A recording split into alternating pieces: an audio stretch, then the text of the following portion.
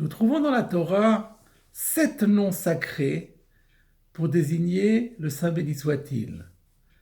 Chaque nom se réfère à un attribut différent de Dieu, ou si vous préférez, à des modalités différentes de manifestation de Dieu dans notre monde.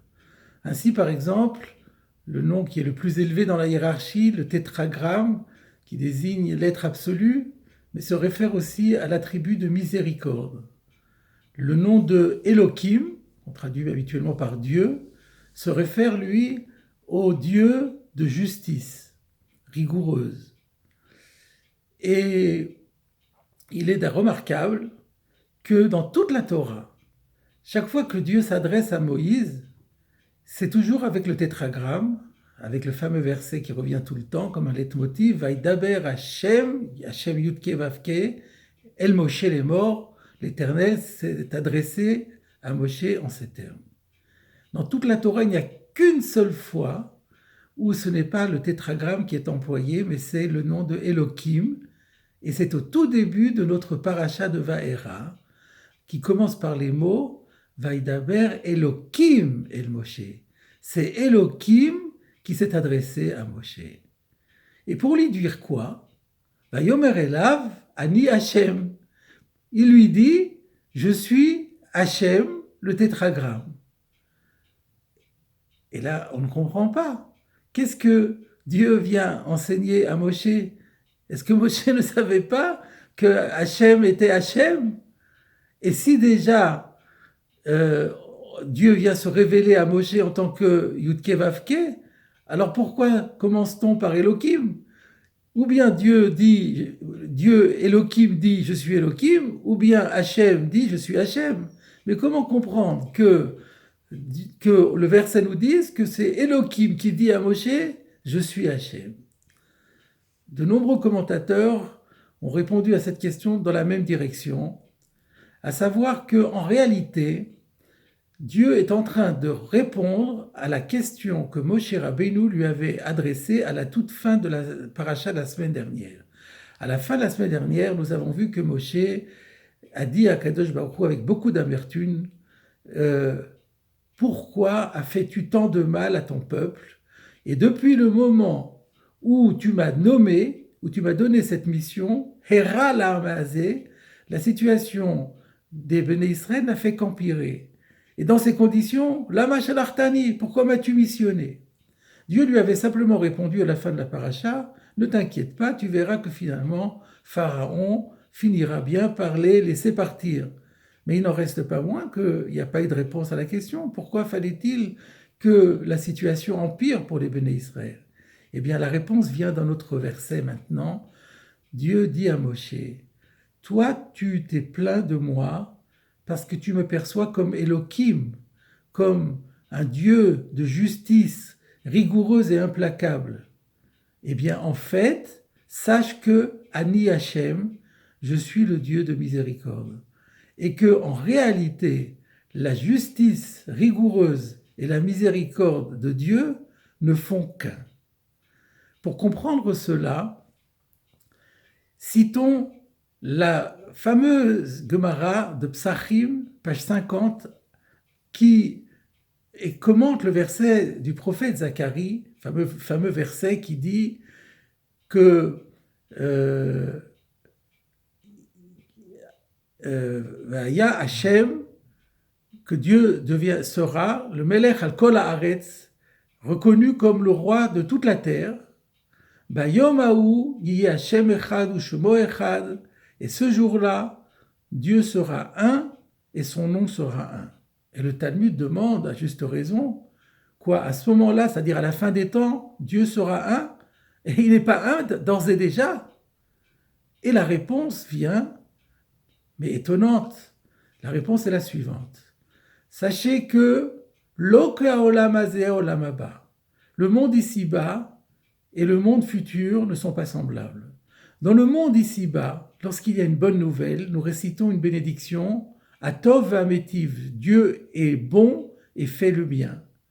Al-Besorot Raot, mais quand il y a des mauvaises nouvelles, la bénédiction change. Et nous disons, Baruch Ata Hashem, Baruch Dayan Haemet, béni soit celui qui est le juge de vérité. Mais dans le monde futur, on dira que Atov Ametiv. Voilà ce que dit le texte du Talmud.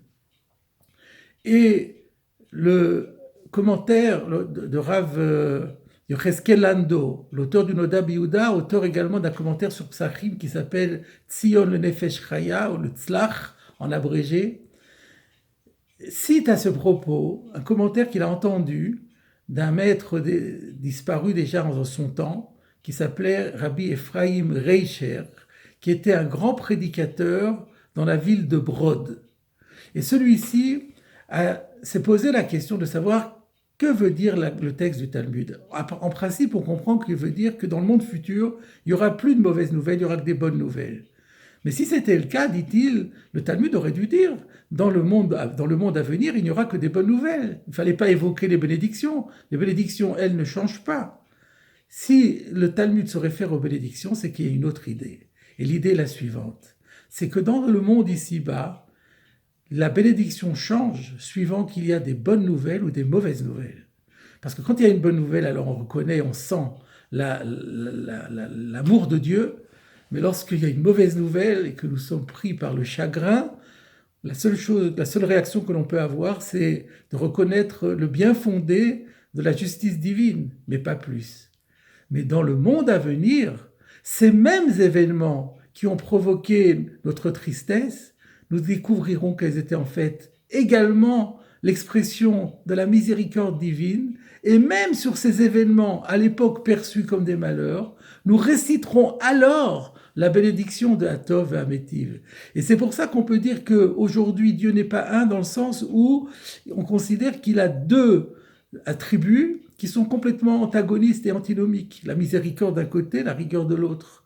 Mais quand nous arriverons dans le monde à venir, eh bien on se rendra compte que les deux attributs se confondent. C'est ce que dit Dieu aujourd'hui à Moïse. Moi, Elohim, Dieu de justice, en vérité, je suis le Dieu de miséricorde. Mais tant que nous sommes dans le Olam Hazé, tu ne peux pas le comprendre. Tu ne peux seulement le croire. Mais lorsque tu arriveras dans le Olam Haba, alors là, ça sera différent. Quelle est la différence?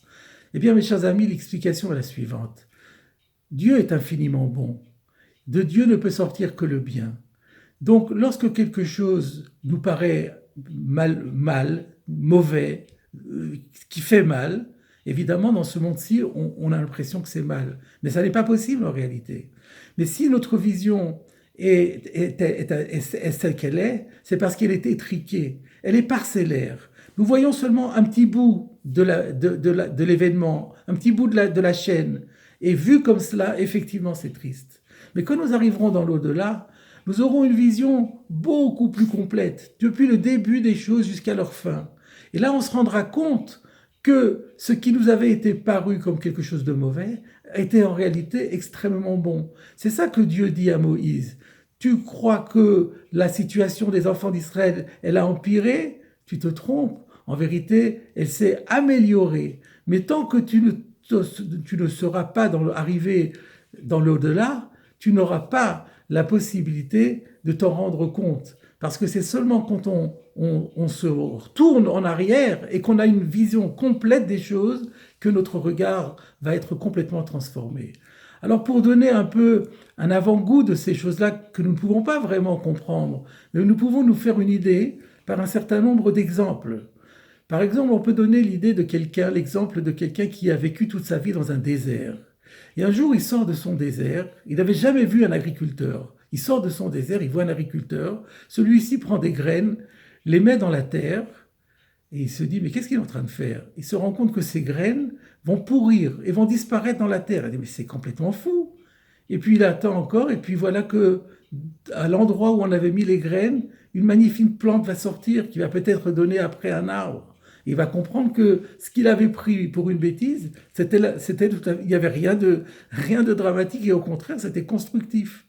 Et il y a encore toutes sortes dans la vie, nous-mêmes, nous vivons ce genre de choses, où sur le moment, nous pensons que c'est un malheur, ça devient un bonheur. Il y a l'exemple classique de celui qui a un voyage très important à entreprendre et qui va rater son avion. Quand il rate son avion, il est extrêmement énervé. Mais lorsque il apprend que l'avion s'est perdu en mer corps et biens, il se rend compte qu'il a été sauvé miraculeusement. On sait qu'à l'époque de l'attentat du 11 septembre des Twin Towers, plusieurs personnes ont rapporté avoir ici été miraculeusement sauvées par des incidents intempestifs qui les ont empêchés d'arriver dans la tour pour leur travail. Voilà quelques exemples. J'ai pensé qu'il y a dans des proverbes français qui indiquent la sagesse populaire, qui montrent aussi cette même idée que d'un mal peut sortir le bien. À quelque chose, malheur est bon. Et on ne fait pas d'omelette sans casser des œufs. Il y a aussi un proverbe qui est après la pluie, le beau temps. On remarque que la pluie est un événement malheureux, mais on a remarqué que très souvent, ensuite, elle va faire place à un événement heureux, à la joie, au bonheur. Alors, on ne comprend pas toujours qu'il y ait une nécessité que l'un précède l'autre, mais finalement, on se rend compte que oui, tout cela est absolument lié. Mais plus que cela encore, la pluie, finalement, en elle-même, mais c'est la source de bénédiction, c'est la source de fécondité. Donc, il faut changer notre regard sur les choses et avoir, en fait, chevillé au corps et travailler là-dessus, ce que dit le Talmud et que Rabbi Akiva en faisait sa règle de vie, à savoir Kol de Avid Rachamana, le Tav Avid, tout ce que Dieu fait, c'est toujours pour le bien.